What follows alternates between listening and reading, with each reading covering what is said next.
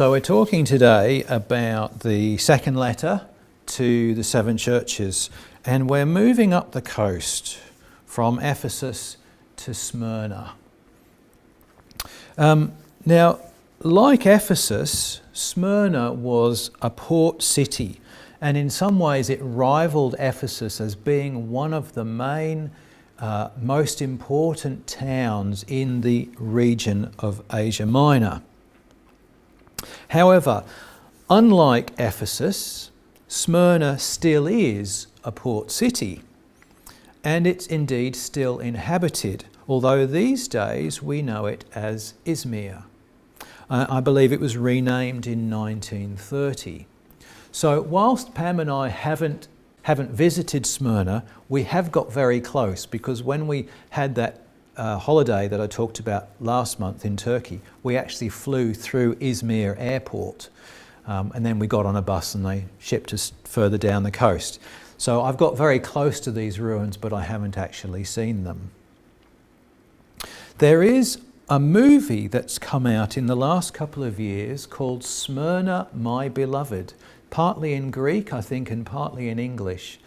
And it recounts an event that took place almost exactly 100 years ago. In 1922, there was an assault on the Greek and Armenian communities in the city of Smyrna. Now, I want to go pretty quickly to the text. Here's the text that I read this morning. It's reasonably short as the letters go, but I wonder if you noticed anything particularly about it. Well, I'll show you what stood out to me, and we've already been talking about it today. There's a preponderance on the idea of death. For example, it says, "These things says the first and the last, who was dead and came to life." Now, it's very easy to take those words, that first phrase, and think, well, that's very clearly a reference to the Lord's resurrection, who was dead and came to life. And then you have this call to be faithful unto death. And you can see how the Lord is speaking to this group of Christians and saying, well, there's persecution coming. So some of you may well be killed, but be faithful, stay strong in the faith. And then you have this last one, this idea of the second death. And towards the end, in verse 11, it says, "He who overcomes shall not be hurt by the second death." And you wonder, well, what's he talking about, the second death? Surely we only die once. So something is going on here with this idea of death, and I want to dwell on it this morning. So if we look elsewhere in the New Testament, we find various things being said about death. There are some standing here who shall not taste death till they see the Son of Man coming in his kingdom. So there was this idea roaming around that certain people would not die, as in certain of the disciples would not die until the Lord returns again. It was thought of as being very imminent. And then also you have these words here from John's Gospel, "Most assuredly I say to you, if anyone keeps my word, he shall never see death." Now, how can Jesus say these things? There's two possibilities. He's either wrong, or he means something entirely different about death. So note what he says as we go on. Here's some other examples.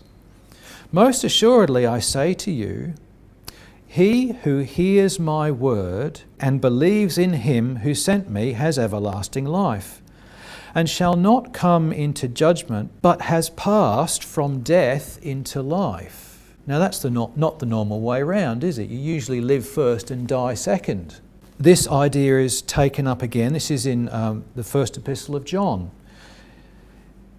"We know that we have passed from death to life because we love the brethren. He who does not love his brother abides in death."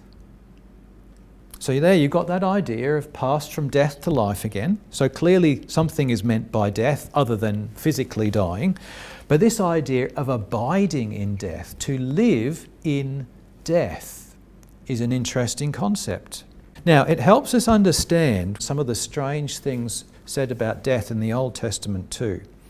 One of the first things that stood out to me is the death sentence in Old Testament law. I wonder if you realised how many things you could be executed for. The obvious one, I suppose, is murder. And we kind of understand that. That sort of accords with the idea of an eye for an eye, doesn't it? That if you murder, you get killed yourself. So we understand it. It's even still practiced today in some parts of the world. But then you could also be put to death for adultery. You think about the story of the woman caught in adultery, John chapter 8. But you could also be stoned for dishonouring your parents. You could be stoned for something as simple as working on the Sabbath. And there were other things that people would face the death penalty for according to Old Testament law. How are we to understand that? And then we have statements like this one. As I live, says the Lord God, I have no pleasure in the death of the wicked, but that the wicked turn from his way and live. Now the thing about that is, there is no correlation between wickedness and death. Just because you do something bad does not mean you are going to die.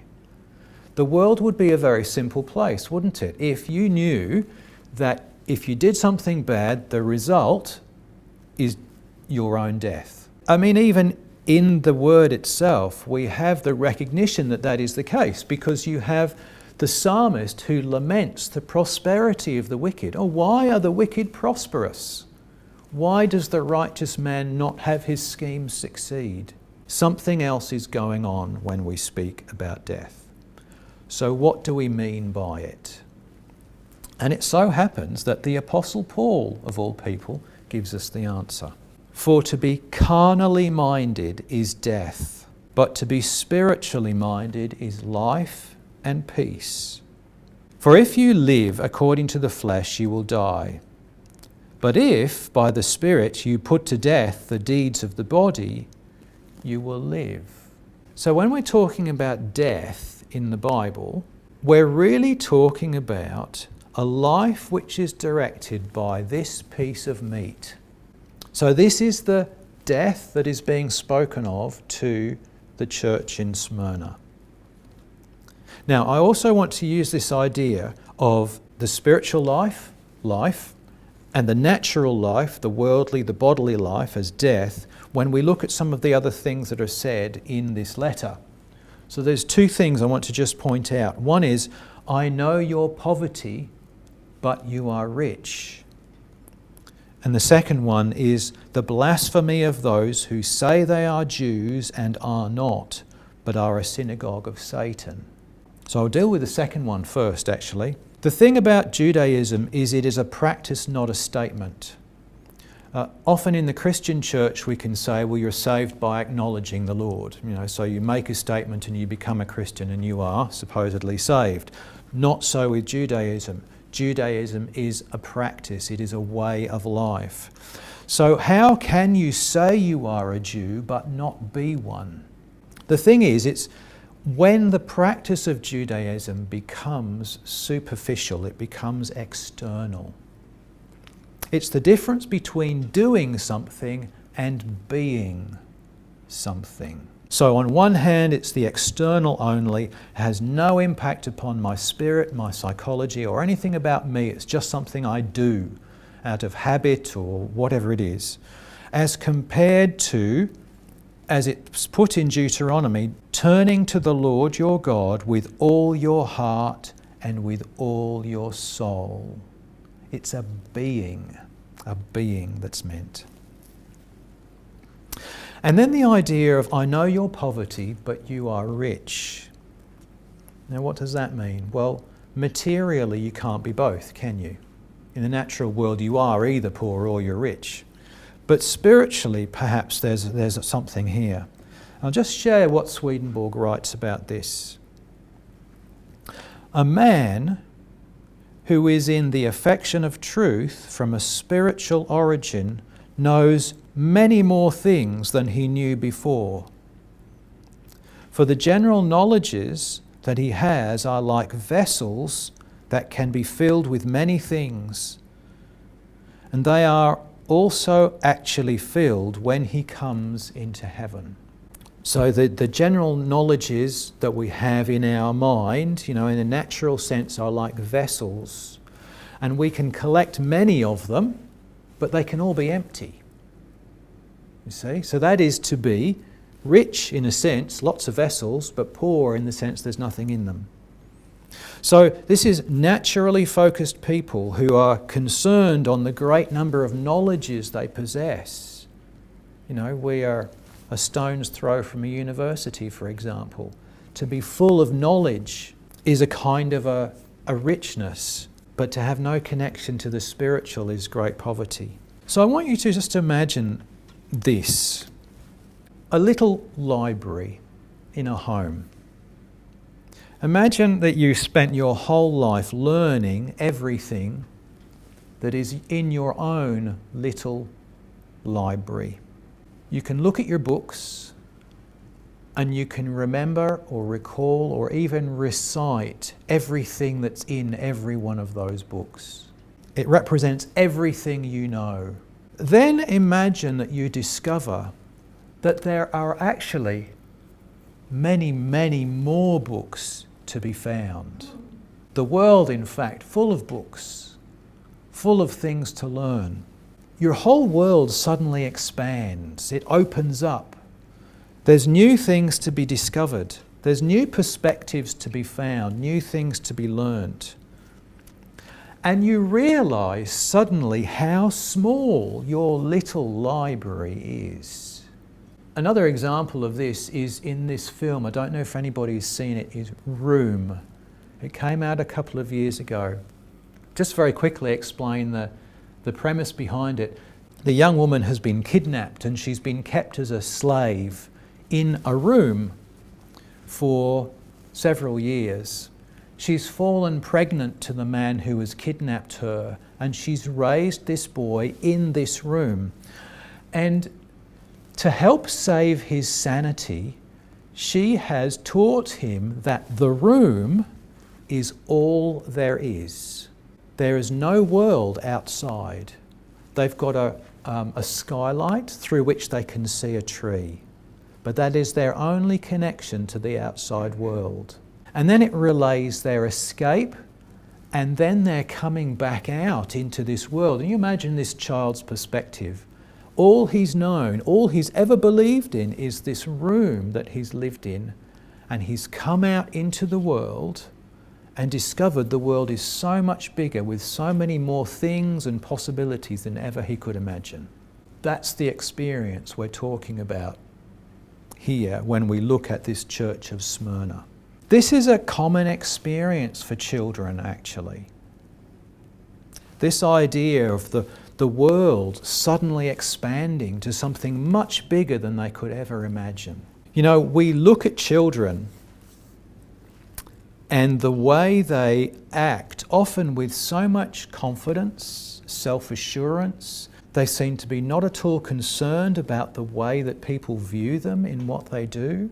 And we think, wow, how can we lose that? How is it that we move from that state of great confidence in the world and their own ability to suddenly being shy and retiring? When our children were going through primary school, they all had a go at public speaking. And our eldest daughter, Alicia in particular, made it through several stages of a public speaking competition. And she got to the ACT finals, I think. And we went along to see a number of, there would have been a dozen or so primary school age children, 10, 11, doing these speeches, and some of them were absolutely wonderful, absolutely fantastic. But I remember one of the judges who made the presentation at the end made the comment that you don't see that level of interest and ability in public speaking when you step into high school or when you go into the workplace. Come the end of primary school, children lose something. They lose the ability to public speak with such great confidence, or perhaps it is actually that they gain something. And what they're gaining is a sense of a wider perspective of the world. They're gaining the idea that, oh, there are people watching me. There are people looking at what I do. There are people even judging what I do. So that vista, that perspective on the world, suddenly takes in all of these other perspectives. The perspectives of my parents, my friends, my teachers, my peers, the world at large, and I get a sense that they're looking at me. And it's like stepping from that little library in which we knew the world, we understood exactly how it worked, and we were comfortable there, into that much bigger one where suddenly there's all these other perspectives and we're kind of a little bit at sea. We're finding things a bit more of a struggle because it's less familiar to us. It's the difference between Ephesus and Smyrna in these two letters that we've read. So how is it you face this? So you've stepped out from your little library into the big one. You're a child moving out into the world, suddenly becoming aware of all of the perspectives suddenly that I had no consciousness of before. Or perhaps you have had a natural perspective of religion and suddenly you're woken up to the spiritual depths within the Word. What do you do? How do you cope with it? Be faithful unto death, and I will give you the crown of life. And that reminds me of Jesus' words again in the Gospels. He who finds his life will lose it, and he who loses his life for my sake will find it. It's that treasure hidden in the field, the pearl of great price, selling everything we have, dying to self in order that we may gain what the Lord has to offer us. That's the perspective that's captured in this letter to Smyrna. They've moved out of the little library, they've moved out of the natural knowledges about the Word and life and the way everything goes, and this opened up vista, a new view, a new perspective, and the Lord is asking them to go explore the library. Go see what is there. Begin that process of learning. So the question is, when you discover the new library, do you acknowledge that what you discover there might be challenging to the assumptions that you've always held, everything you've ever known? Or do you retreat back into your old, comfortable, cosy little library instead? Those words again. Be faithful unto death, and I will give you the crown of life.